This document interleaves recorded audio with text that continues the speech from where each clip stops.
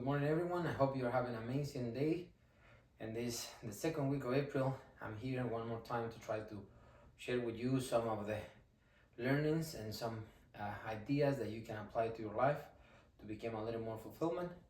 Always, I try to use this space to give a little boost of my book. If you haven't get it, the opportunity, so you can get it. You can get it through Amazon, or you can write in this channel, and with all my pleasure, I will be able to ship you one copy of it. As you know, I'm a promoter of fulfillment. I'm truly a believer that actually everything it leans on our ways, and how we perceive and how we create a relationship with our lives. And this is about what I want to talk today. I want to talk about three principles that I have learned through these years of personal growth and ideas that I'm trying to put together. And two of those three ideas I have it in this book. So I will, if you are interested, I will highly recommend it to get it. Um, those three principles, I think it will help people to overcome problems, to get more uh, certainty in all these situations and problems that we can face of in our lives at some point, and also remove that stress and anxiety that sometimes we get through our daily basis. Those three principles are very interesting because, as you know, I'm trying to build a model that we can apply to everyone and simplify the life and the way that we live, but also uh, try to get the better outcome and improvement and self-responsibility that I think we all should aim to. Those three principles, I extract them majority from the Bible, but also I found very interesting because in Stoicism is a very core values that they apply in this methodology, and also I adopted when I built this book, trying to promote and build that pyramid of fulfillment that I think is just a steps and are also some guidance that can help you to thrive in your life. I think your responsibility is to become more self-aware, that your mindset is set in place, understand that not the goals of the world, of the society, of the government is necessarily your goals, and you also have to understand that you need to set it up the way that how you want to live your life without forgetting uh, who is your creator and why is you are composed in the way that you are doing it. So let's start with those principles. The first one, truth will make you free. As you know, it's been written in the Bible several times that as a more that you speak with the truth, you became more free.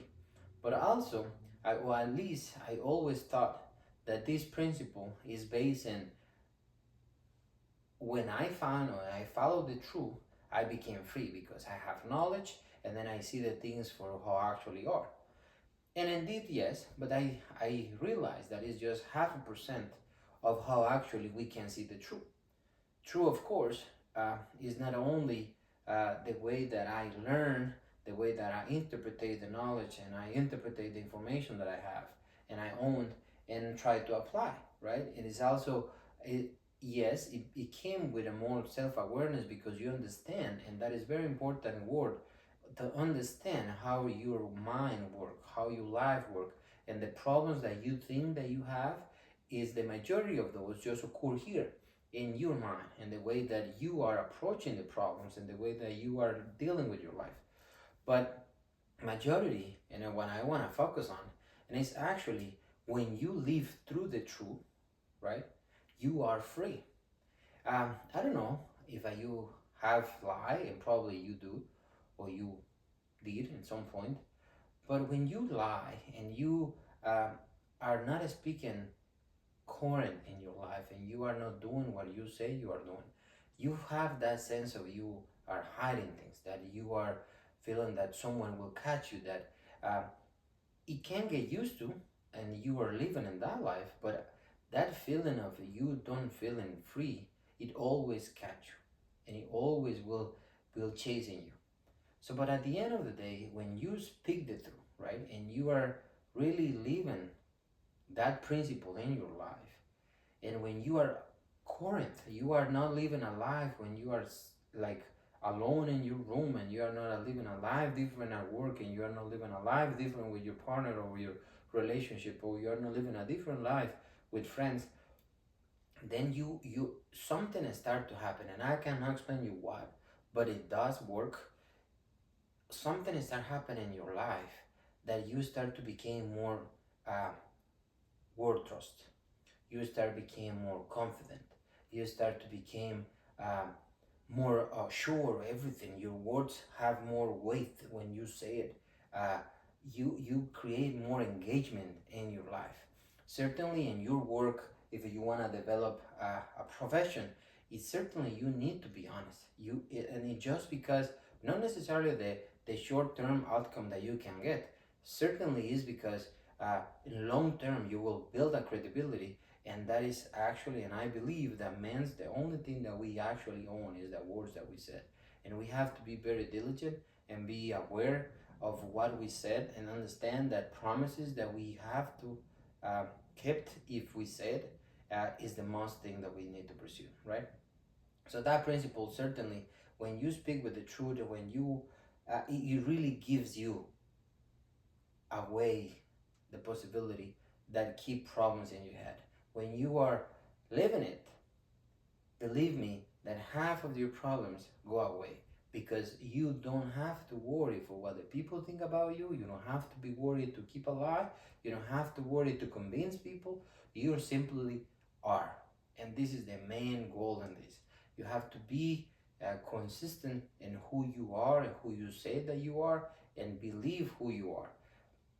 Because when you're trying to pretend something that you are not, you always, always will feel that you are uh, a fake person, that you are failing in the way that you perceive yourself, in the way that you perceive yourself is very important. Because uh, even though perception is not reality, but for you it is in some point, right? The second principle is the fact of being um, fearless to death, right? Understand that everything is vanity. Everything, it will come to an end. And the momentum mori, which the Stoicism talk a lot, is just a references that you have to understand that everything will end.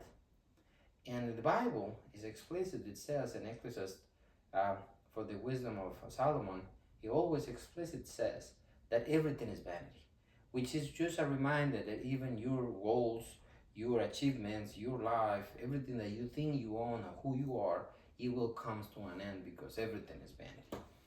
And then you can end up with a question, fairly question, to say, so what I'm doing, the things that I'm doing, and even the way I will gonna die, why I have to be a good human, will have to build a good career, why I have to build wealth or relationships or whatever, where I have to have a purpose, if in the day I will gonna die. But the purpose is not that. The purpose is gives you the awareness that is going to happen. So you don't have to worry that much. It is important, everything that you do. And here in this book, I present the five principles of the high basis of the pyramid of fulfillment. And indeed, you have to work on those. You have to build it. It's your responsibility. But at the end of the day, you have to understand that everything is just to give you some um, satisfaction in your life, in your current life, to really live a fulfillment life at the end of the day. Because even though you know it will come to an end, you still need to be here. You still live in this life, and you must live it consistent. So you are seeing the connection of the first principle and this second principle, right? So you are getting in a point that everything is going to end. Nothing is that important. Nothing is really, really important.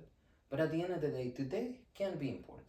Today, having that relationship with your partner, with your any type of relationship with your friends, with your family, is important to build it. Your purpose is important to build it. Your wealth is important to build it. Why? Because it will give you quality. It will give you stability. It will give you fulfillment in the life that you are living while you are living it.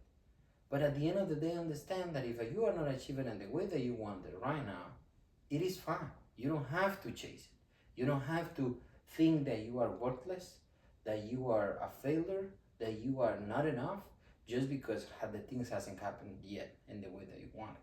Because it isn't that important. And at the end of the day too, it will give you the perception of the things you will achieve it and the things will happen in the way they're supposed to happen. And if it does not happen, it's fine. Isn't that important.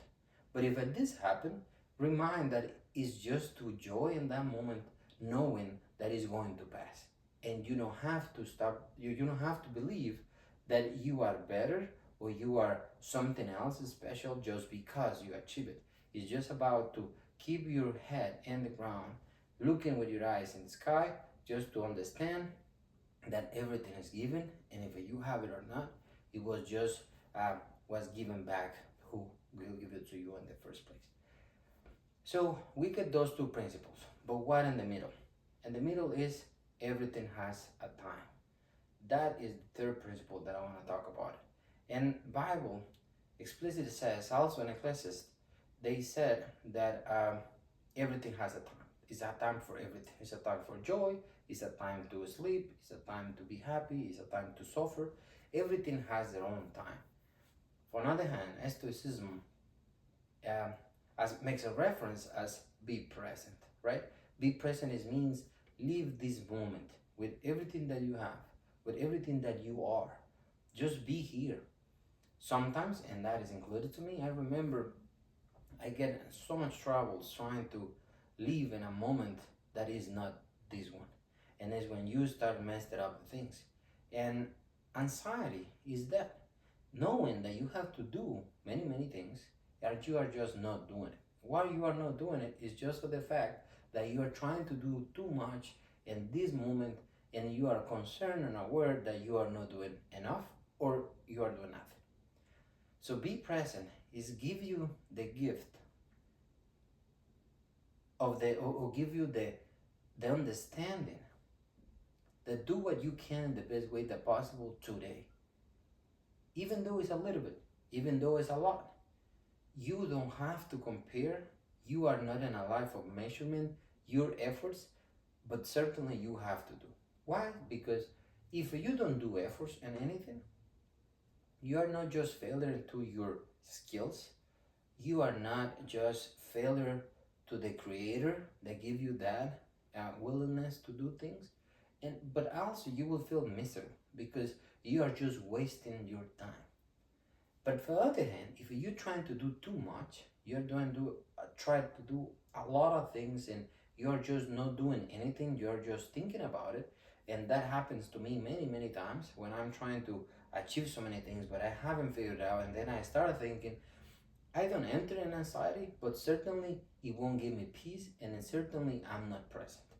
But when you understand the principle of everything has their own time, you'll realize that today is the time to harvest, today is the time to put the seed, today is the time of trust the process, today is the time to wait, today is the time to give, today is the time to suffer.